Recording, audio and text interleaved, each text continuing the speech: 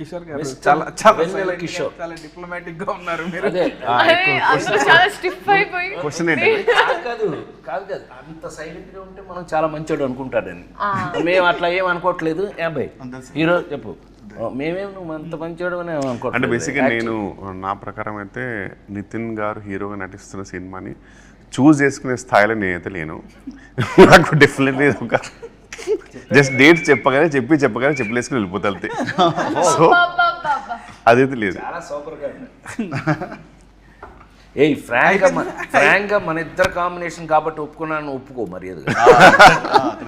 యాక్చువల్గా అబ్బాయి మా ఇద్దరు ట్రాక్ ఇందులో ఎంత స్పెషల్గా ఉంటుందో మీరు సినిమా చూసాక డిసైడ్ చేద్దరు. కానీ 100% వర్త్ ఇద్దరం కలిపి చేయడానికి మీరు వాల్తేరు వేరేలో అన్నీ చూశారు కదా, అవన్నీ సరే అనుకోండి. అట్లా చాలా చేస్తూ మేమిద్దరం ఇష్టపడి మా ఇద్దరు కాంబినేషన్ చేసిన సినిమా ఇది.